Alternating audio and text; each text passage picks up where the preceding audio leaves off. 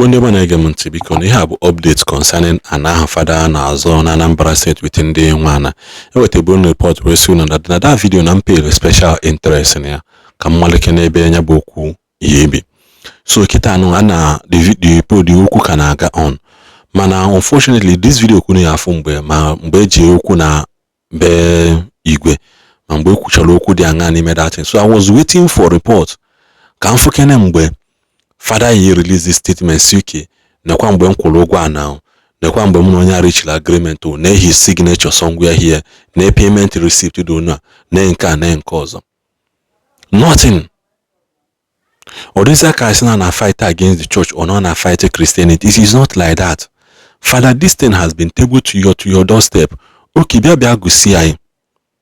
Si okay, nekwa mgbe nkwụrụ onye anụ ụgwọ na mgbe m na reachla agreement mma akwụtọpụ na mgbe nkwụrụ ụgwọ ọ na mgbe nkwụcha ọ nekwa mgbe okwu bido na mgbe ebe anyị kwụsịrị akwụsị. All these things bụ nothing. Father just need release this statement. Our father is busy with his pastoral work. Ojukwadi busy with nka, ojukwadi busy nke ọzọ. Father, come out and tell people, ana anụnwa, did you actually pay for it? Ịkwụrụ ụgwọ ana. It is not hiding behind touch not my anointed. No, Father, nobody is touching you. People need accountability. Be accountable and be responsible. Kedu ihe anyị na-ekwu maka ya? This okwu ana no elinga go for long. Ọ bụrụ na ekwuru ụgwọ ana ebibịa soki na-ego site eji wee kwụọ ụgwọ ana ahụ na mgbe nkwụrụ ụgwọ ya nekwa onye nyere ego na mgbe mụ na ya na-abụ meti anyị meti soso dị esoso ye nekwa na office anyị je bịa na akaụntụ nkwere ụgwọ ọkakwe niile, but this one nothing is coming from your own side. So say ihe na-ekwe ejikọ wee kwatu ebe lol Archangel Michael wee kwatu why am njikwatu? Did you pay for it? Even during the time of Jesus no n'ụwa, despite the fact he did not acquire land, but he gave to Caesar what belongs to Caesar. Enwere mgbe ọ gbajudolu mgbe abịa meti ya sị Jesus anyị ma na operate n'ụwa mana biko anyị na-akwụ tax for ndị otu Caesar bi ndị nwe ala. So biko nye anyị ego owezi Peter. Do you know why you ji wezi Peter? Ọ bụrụ na ọmanzi nwu John ọmanji nwu Luke owezi Peter, this is your area of special. This is your area of special being onye ọkụ azụ. Jee na mmiri akụtala m azụ gbawa ya ọnụ ya eweta isi ego esere isi zizanya wele nke ahụ nye ha because no nke ahụ bụ nke belong to Caesar. Ekwalụ ndị otu m. That was how the matter ended. So Father, you cannot just hide in behind na touch not my anointed. Father emenka, Father emenka ọzọ. Ananosa Father ọgwa na emenka. Father, come out and tell the people what really transpired between gị na ndị nwana. Ọ bụ na ndị nwana sị gị na use me. Okay, ndị nwana abịa gwa sị Father n'ezi ya anaghị. Ọ yịkwa ụgwọ dị ha na wọtụ. Ị na-agbagharị akpọgo gị ikpe many times and you run away from it. So biko ndị be anyị solunu nene na this video ka unu ma weda na Father anụ nwa ọ dị wrong ka ọ dị right na ihe ọ na-eme. Ekenekwa m. Okay, so based on video I made maka issue enwere ebe a na-eme ekpere na nke ndị ọrụ ndị Igbo Adoration Ministry na afia. Based on that video mere, so emecha ndị ọrụ ndị Igbo a ebe na platform through their Facebook when I put some certain things. So we decide ya ka mba ọha ajụjụ.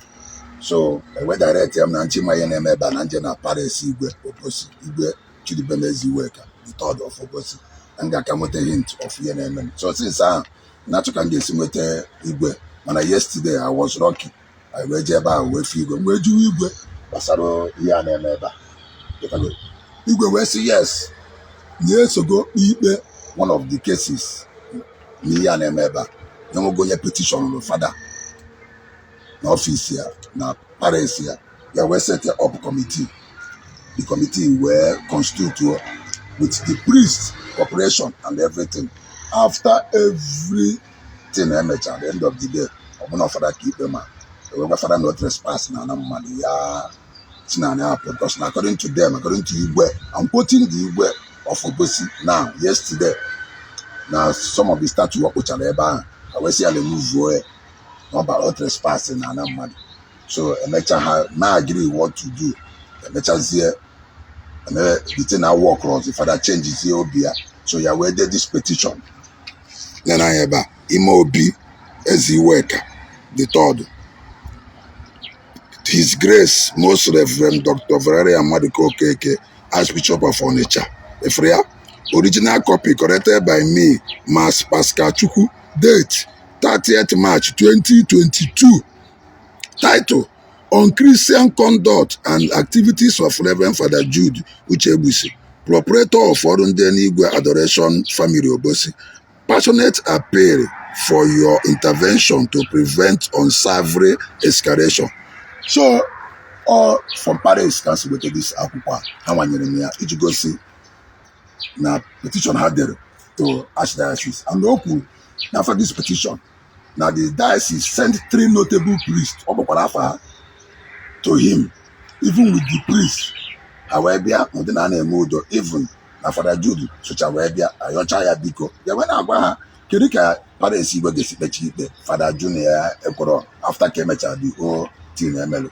So now we say now his greatest hope bụ n'otu Archdiocese adịghị involved na a ga-esettle the matter, mana at the end of the day kwa Father mecha gba akwụkwọ against that matter after ka ya petition chara Archdiocese abịacha na Paris ya. So the thing wee bụrụ a very big insult to nyanwa wee gbacha akwụkwọ wee gba ikwuo ma Paris secretary na the akwụkwọ. So Igwe obi adịrị ya mma, he was very very angry yesterday ọ na-akọwa the thing. When you quit for self, you are contemplate either Syria and because none of the custodian of this town. You have a name of Bodanoma, Bonisia, and now Obulofu, Obrebo, cases that you go on no more. Report your name what they name around this place. Then can I feel that you have free on internet and dealing with area because near try you go to prevent this thing. No one bishop on this petition there. Na 2022 na nke a na-eme kịta ama na-eme. So my own wee bụrụ ịmama ọma this petition edere ebe a because nke bụ eziokwu bụ content of this petition dị very bad. My bishop ife ihe edere ebe a ị ga-ama na ọ bụrụ ọzọ ihe egwuregwu. So na mama ọma this petition rukwere gị aka, onye receive ya bụ Mas Pascal Chukwu 30th March 2022. So my bishop na-atụfuru oge ọbụla chọta akwụkwọ a gwa ha nye gị akwụkwọ a ọ bụ na enwetara ya I access to you. So this media is the only way I can get to you. If possible, seek for this guy will take this paper. Okay, go here. Because I'm going to 3 of my, I believe nearby in town. I am near. And he will send the delegate to the palace. Can formalize their relationship between the church and the palace because all the very, very angry. All the very, very angry and disappointed. Both with Father Jude, according to what he said, and the Archdiocese. Because they charge this letter. At the end of the day, Father Bakupo and Ekunabara, this one, Saint Tepa again, and so many other things. So, like I said, you have to be the man of God, not to verify you can go and verify for him. And then I have the bishop, do, how to feel governor, some of this matter, whatever. And they can send their people to the palace. They're working with serious reconciliation because now you're going to due to these current issues now rise up.